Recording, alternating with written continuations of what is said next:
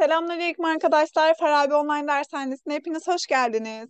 Bu videomuzda sizlerle birlikte C1 kitabımızın 5. ünitesinin B ve C kısımlarını işliyoruz arkadaşlar. Dil bilgisi konusunda ki ile birleşmiş bağlaçlar ve kurallı birleşik fiillerden bahsetmiş olacağız arkadaşlar. Demek ki, yeter ki, tut ki, şöyle ki, nasıl ki, illa ki, nedir ki, kaldı ki. Demek ki sana verdiğim ceza yeterli olmadı. Yeter ki sen gel, seni istediğin yerlere götürürüm şeklinde ki ile birleşmiş bağlaçlarımız verilmiş arkadaşlar. Dil bilgisi konumuzla 5. ünitemizin B bölümüne başlıyoruz. Ki ile birleşmiş bağlaçlar. Nitekim, nasıl ki, gerçekten nasıl ki anlamında bağlaç olarak kullanılır. İki cümleyi karşılaştırma ve benzetme ilgileriyle birbirine bağlar. Nasıl ki emeklemeden yürüyemiyorsak ehliyet almadan da araba kullanmamalıyız. Davranışları hiç de hoş değildi. Nitekim annesi de bundan hoşlanmadı. Arkadaşımla sürekli kavga ediyorduk. Nitekim o kimseyle geçinemiyordu.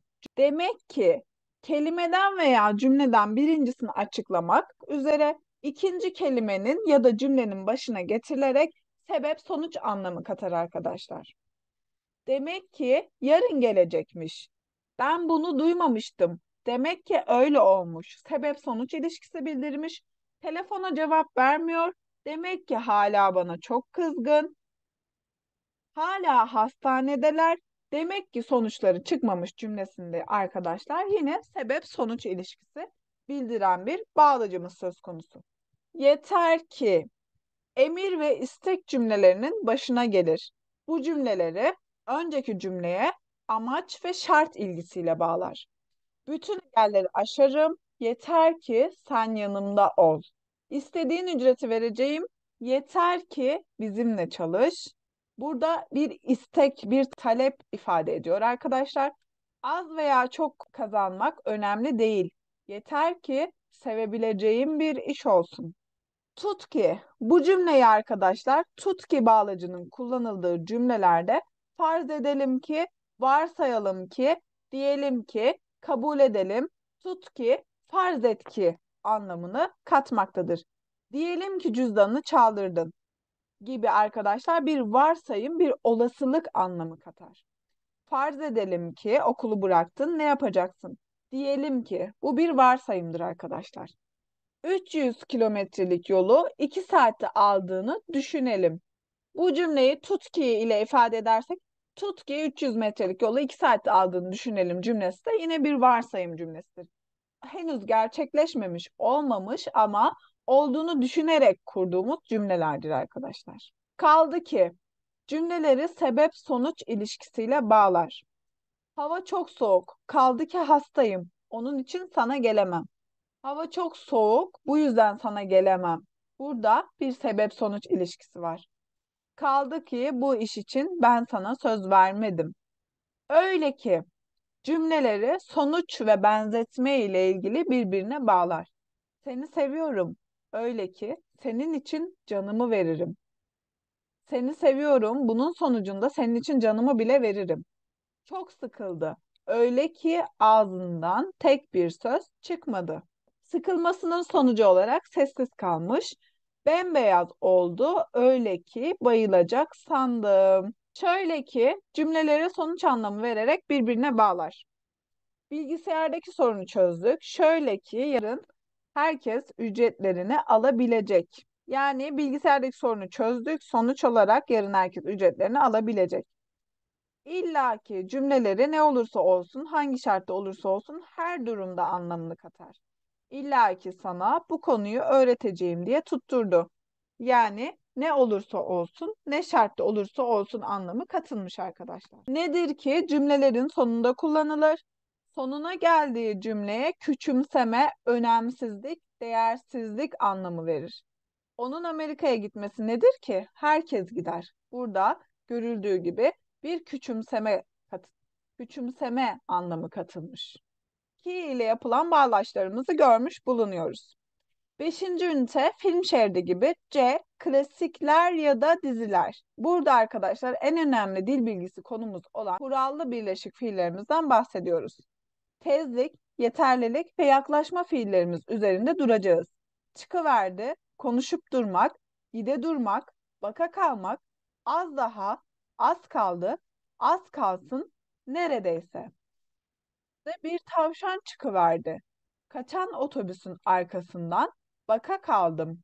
Yanımdaki kadın 2 saat konuşup durdu. Siz gide durun, ben size yetişirim şeklinde kurallı birleşik fiillerimiz kurulmuş, örneklerimiz verilmiş arkadaşlar. Şimdi arkadaşlar kurallı birleşik fiillerimize geçiyoruz. Bir fiil kök veya gövdesiyle kalıplaşmış, bir fiilin bir ekle birleşip bir araya gelmesiyle oluşan fiillerimizdir. Kurallı birleşik fiillerimiz dörde ayrılır arkadaşlar. Yeterlilik fiili, tezlik fiili, yaklaşma fiili, sürerlilik fiili. Biz bu ünitemizde yeterlilik fiili, tezlik fiili ve yaklaşma fiili olmak üzere 3 çeşit kurallı birleşik fiilimizi göreceğiz arkadaşlar. Yeterlilik fiili, yeterlilik fiili, fiil kök ya da gövdesine bilmek, abilmek getirilmesiyle oluşur. Kalıbımız ise fiil kök veya gövdesine ebilmek eklenmesiyle oluşturulmaktadır. Yeterlilik arkadaşlar bir fiili yerine getirebilme, gücü yetme, yapabilme, başarma ihtimali anlamı katar. Anlatabilmek, sorabilmek, görebilmek. Ben bu dersi anlatabilirim. Benim bu dersi anlatmaya gücüm yetebilir. Yapabilirim. Başarma ihtimalim var. Cümleye kattığımız anlamlar bu şekilde. Bu soruları hepiniz cevaplayabilirsiniz. Bu soruları cevaplamaya sizin gücünüz yeter. Eve tek başına gidebilir. Gücü yetme ihtimali. O eve tek başına gidebilir. Buna gücü yetebilir anlamı katmış. Bu yaz İzmir'e gidebilirim. Başarma ya da ihtimal söz konusudur. İçeri girebilir miyim? Burada ise izin isteme, müsaade sorma anlamı vardır. Yeterlilik fiilinin olumsuzu yapılırken bilmek fiili kullanılmaz. Olumsuzluk eki fiil kök ya da gövdesine ama eme şeklinde gelir. Sorabilirin olumsuzu, sorabilir kelimesinin olumsuzu soramazdır arkadaşlar. Dövebilir kelimesinin olumsuzu dövemezdir.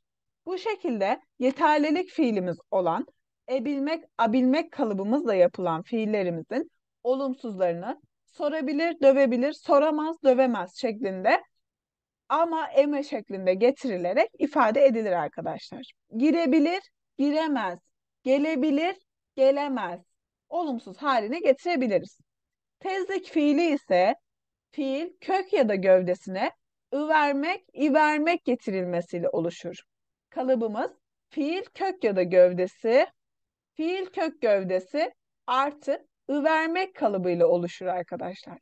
Tezlik fiili çobukluk, birdenbirelik anlamı bildirir. Birden karşımıza çıkıverdi. Çobukça, birdenbire karşımıza çıktı anlamı katmaktadır. Biz otururken içeri giriverdi. Birdenbire karşımızda oldu anlamı. Tezlik fiili önemsememe anlamı da katabilir. Atıver şunları dışarı. Cümlemize arkadaşlar fiili önemsememe anlamı katıyor. Ne olacak? Bir gün daha geliverirsin. Tezlik fiilimizin olumsuzu 2 türlü yapılır arkadaşlar. Olumsuzluk eki vermek fiilinden sonra gelir.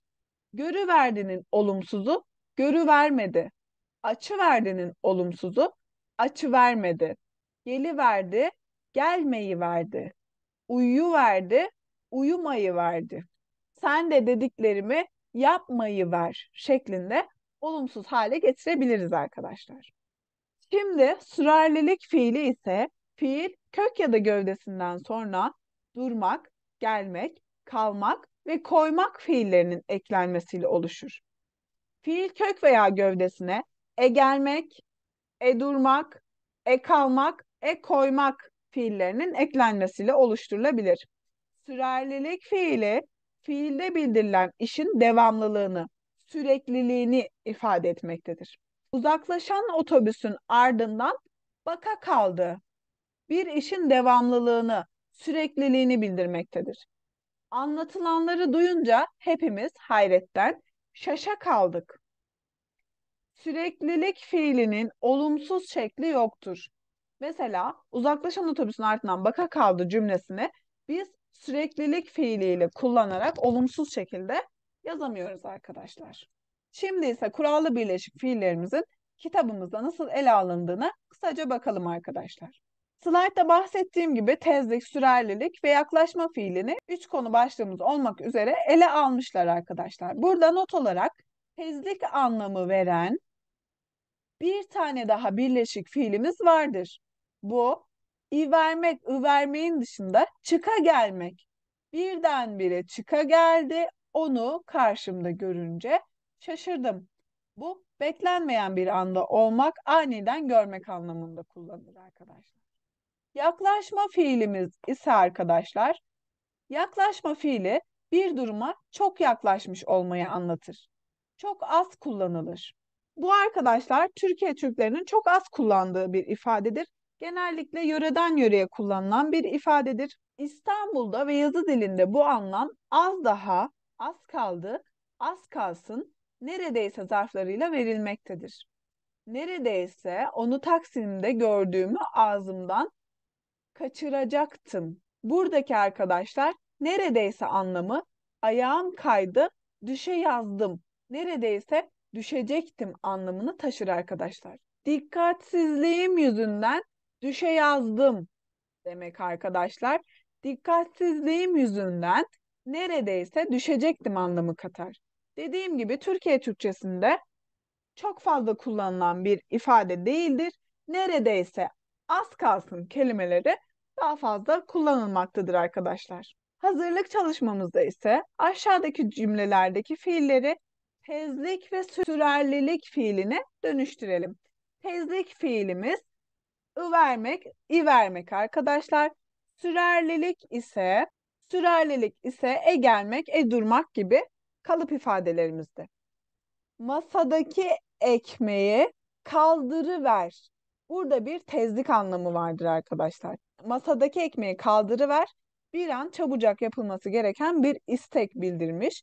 Hiçbir iş yapmadan bütün gün bilgisayarın başında veya televizyonun karşısında otura durdu. Bu sürerlilik bir işin devam ettiğini ifade ediyor arkadaşlar. Aylin Hanım, şu mektuplar çok önemli. Öğlene kadar yazı verin. Tezlik anlamı katmaktadır. Siz sofrayı hazırlaya durun. Ben bakkaldan ekmek alıp geleyim şeklinde sürerlilik fiiline dönüştürmüş bulunuyoruz arkadaşlar. Bu şekilde 5. ünitemizin B ve C bölümlerinin dil bilgisi konusunu tamamlamış bulunuyoruz arkadaşlar. 5. ünitemizin okuma metni ise medeniyetimize yön verenler başlığı altında Necip Fazıl Kısakürek. Necip Fazıl, Türk ve İslamcı şair, yazar ve fikir adamıdır. 21 yaşında yayımladığı Örümcek Ağı, Örümcek Ağı adlı şiir kitabının ardından 24 yaşındayken yayımladığı Kaldırımlar adlı şiir kitabıyla tanınmıştır. 1934 yılına kadar sadece şair olarak tanınmış ve meşhur Baba Ali'nin önde gelen isimleri arasında yer almıştır.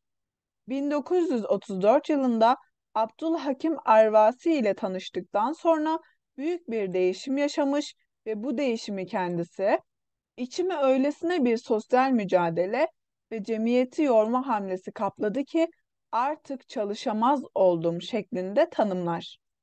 Öne çıkan eserleri şunlardır: Çile, Reis Bey, Bir Adam Yaratmak, Batı Tefekkürü ve İslam Tasavvufu, Türkiye'nin Manzarası.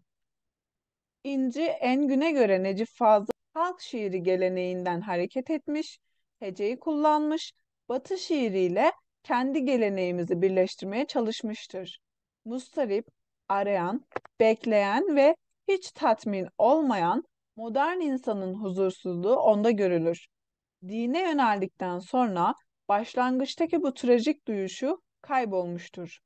Orhan Okay Kısakürek için galiba o edebiyatımızda, hatta belki dünya edebiyatında da kendi şiirlerini devamlı değişiklikleriyle her defasında başka estetik endişelerle ortaya koyan tek şairdir demiştir. 26 Mayıs 1980'de Türk Edebiyatı Vakfı tarafından Şairler Sultanı ve 1982 yılında yayınlanan Batı Teferrükü ve İslam Tasavvufu isimli eserleri münasebetiyle yılın fikir ve sanat adamı seçilmiştir. Necip Fazıl'ın Çile adlı eserini vermişler arkadaşlar. Buradan birkaç satır okuyalım. Gayiplerden bir ses geldi.